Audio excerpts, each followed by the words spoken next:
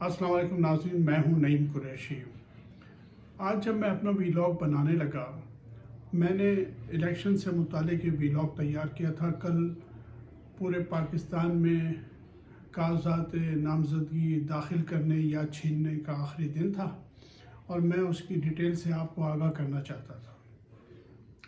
لیکن جیسے ہی میں ویلاگ شروع کرنے لگا تو میرے بیٹے نے کہا کہ آج آپ پھر ایک سیاسی ویلاگ کر رہے ہیں، آج تو قائد اعظم کا دن ہے، تو آپ ان کے بارے میں کوئی بات کیوں نہیں کرتے؟ اور واقعی مجھے اسی طرح سڈنلی اسٹرائک ہوا کہ واقعی ہم 25 دسمبر کا جو دن ہے، جو ہمارے قائد اعظم محمد علی جناح بانی پاکستان کا یوم ولادت ہے، ہم اسے بھی ایک فارمیلٹی کے طور پہ منا لیتے ہیں۔ نہ ہم قائد کو یاد کرتے ہیں، نہ ہم ان کے عقائد کو، ان کے خیالات کو، ان کی رہنمائی کو بھی بیسیکلی ہم بھول چکے ہیں۔ تو میں نے فوری طور پہ فیصلہ کیا کہ یہ ویلاگ میں پھر کسی وقت کر لوں گا، لیکن اس وقت جو ہے وہ قائد اعظم کے حوالے سے جو آپ سے گفتگو کروں۔ قائد اعظم بلا شک و شبہ دنیا کے مشہور و معروف مشاہیر میں سے ایک تھے۔ قائد کی زندگی حقیقت یہ ہے کہ ہمارے لیے ایک روشنی کا مینار ہے۔ حقیقت یہ ہے کہ اگر ہم ان کے خیالات، ہم ان کے نظریات کی روشنی میں پاکستان کو آگے لے کر چلتے تو پاکستان ایک بہت شاندار جمہوری ملک ہوتا، اور آج پاکستان کا وہ نقشہ نہ ہوتا جو آج ہمارے سامنے ہے۔ لہٰذا میں نے، چونکہ قائد اعظم محمد علی جناح کی تقاریر پڑھنا میرا شوق ہے، میں نے بہت ان کے متعلق کتابیں بھی پڑھی، لہٰذا آج میں نے کچھ کتابیں نکالی اور ان کی تقاریر کو ایک مرتبہ پھر دیکھنے لگا۔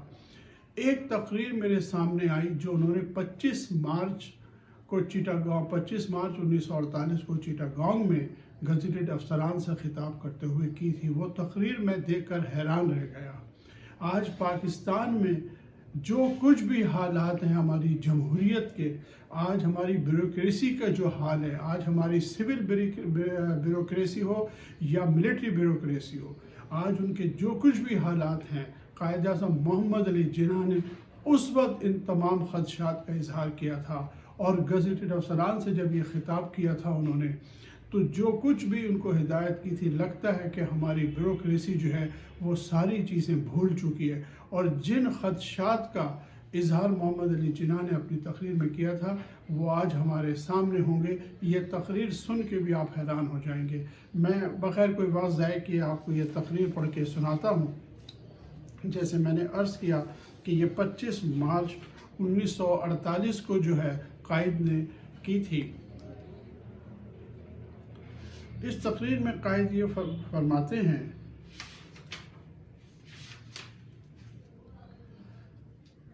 میں چاہتا ہوں کہ جو انقلابی تبدیلی رونما ہوئی ہے، آپ اس کے گہرے مضمرات کا پورا اندازہ کریں۔ آپ کسی بھی فرقے، ذات پات یا عقیدے سے تعلق کیوں نہ رکھتے ہوں، اب آپ پاکستان کے خادم ہیں۔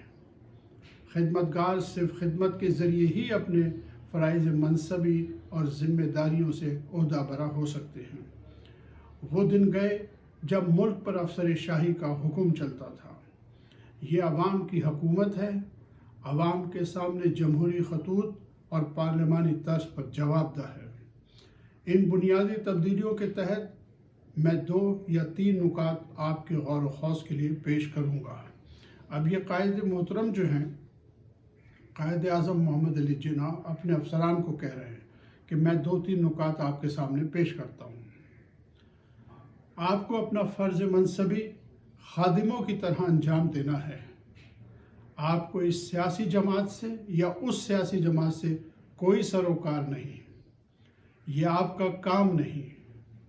یہ سیاستدانوں کا کام ہے کہ وہ موجودہ آئین یا آئندہ آئین کے تحت جو بالآخر تشکیل پائے گا کے تحت اپنے موقف کے لیے لڑے۔ لہٰذا آپ کا نہ اس سیاسی جماعت سے کوئی تعلق ہے اور نہ اس سیاسی جماعت سے۔ آپ سرکاری ملازم ہیں۔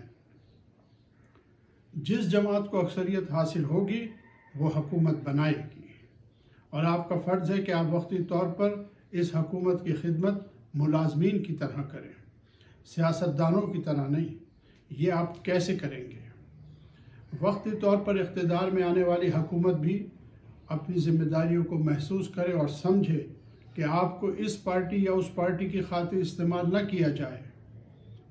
مجھے علم ہے کہ ہم پر پرانے ورثے، پرانی ذہنیت اور پرانی نفسیات کا غلبہ ہے، اور یہ سائے کی طرح ہمارا تعاقب کرتا ہے۔ لیکن ابھی آپ پر منحصر ہے کہ آپ عوام کے سچے خادموں کی طرح کام کریں۔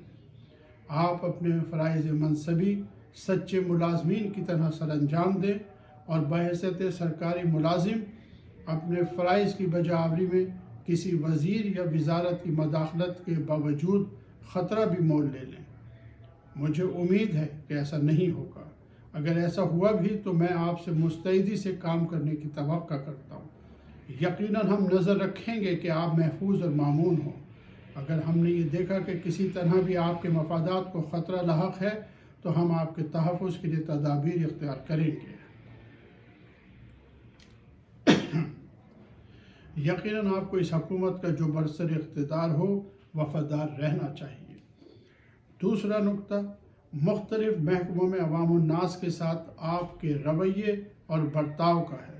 آپ جہاں بھی ہوں پرانے تاثر کو ذہن سے نکال دیجیے۔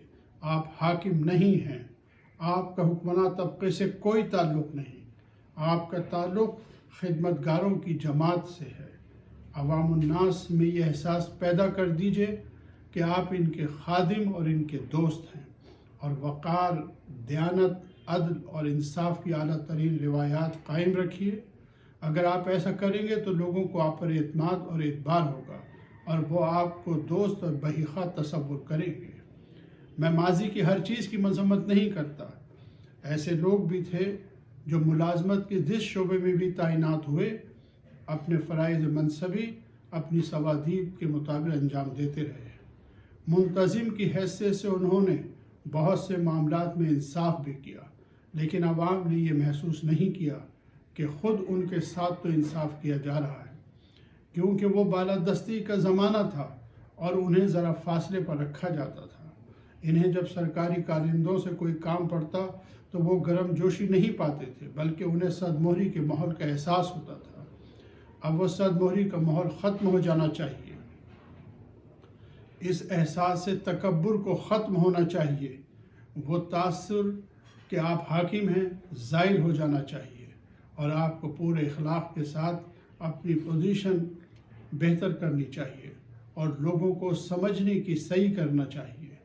ہو سکتا ہے کہ کبھی آپ یہ محسوس کریں کہ یہ ایک صبر آزما اور اشتعال انگیز بات ہے، جب ایک شخص بولتا چلا جا رہا ہے اور بار بار ایک ہی بات کی رٹ لگا رہا ہے، لیکن آپ صبر سے کام لیں اور تحمل کا مظاہرہ کریں، اور انہیں اس امر کا احساس دلائیں کہ ان کے ساتھ انصاف کیا جا رہا ہے۔ اس کے بعد جو بات میں آپ کے ذہن نشین کرانا چاہتا ہوں وہ یہ ہے کہ مجھے ایسی عرضداشتیں اور تحریریں موصول ہوتی رہتی ہیں جن میں مختلف النوع امور کے بارے میں لوگوں کی شکایات درج ہوتی ہیں۔ ممکن ہے کہ ان کا کوئی جواز نہ ہو، اور یہ بھی ممکن ہے کہ ان کی کوئی بنیاد نہ ہو سکتا ہے کہ ان کا تاثر غلط ہو، اور یہ بھی ہو سکتا ہے کہ وہ گمراہ کیے گئے ہوں، لیکن میں نے ان تمام معاملات میں برسوں سے یہ طرز عمل اختیار کر رکھا ہے، خواہ میں کسی سے اتفاق کروں یا نہ کروں، خواہ میں یہ خیال کروں کہ اس کی تمام شکایات خیالی ہیں، خواہ میں یہ سوچوں کہ وہ بات نہیں سمجھتا، لیکن میں ہمیشہ تحمل کا اظہار کرتا ہوں۔ اگر آپ بھی کسی فرد یا انجمن یا تنظیم کے ساتھ یہی برتاؤ کریں گے تو آخرکار آپ فائدے میں رہیں گے۔ آپ کے پاس سے لوگوں کو یہ تاثر لے کر نہیں جانا چاہیے کہ آپ نفرت کرنے والے اور جا رہے ہیں، یا آپ نے ان کی ہتک کی ہے، یا آپ ان سے بدمزاجی سے پیش آئے ہیں۔ ان میں سے 1% اشخاص بھی ایسے نہیں ہونے چاہیے جن سے آپ کا رابطہ ہوا ہو اور وہ اس قسم کا تاثر لے کر جائیں۔ آپ اس سے متفق نہ ہوں، اس کو اس احساس کے ساتھ نہیں جانا چاہیے کہ آپ جا رہے ہیں یا آپ بدمزاج ہیں۔ اگر آپ اس اصول پر چلیں گے تو مجھ پر یقین کریں کہ آپ لوگوں کی نظر میں عزت پائیں گے۔ دیکھیے، قائد اعظم کی یہ تقریر سول اور ملٹری ملازمین کے لیے ضابطہ اخلاق کی حیثیت رکھتی ہے، اور جو کچھ قائد اعظم نے اس میں فرمایا تھا اس میں سرکاری ملازم ذمہ داریوں اور فرائض کا تعین کیا گیا ہے اور ان کی ملازمت کی حدود قائم کی گئی ہیں اور انہیں سیاست سے الگ رہنے کا پابند کیا گیا ہے۔ اب دیکھیے قائد اعظم محمد علی جناح کی دور اندیشی ملاحظہ کیجیے۔ اسی کتاب میں، یہ قیوم نظامی صاحب کی کتاب ہے جس کا عنوان ہے جرنیل اور سیاستدان تاریخ کی عدالت میں۔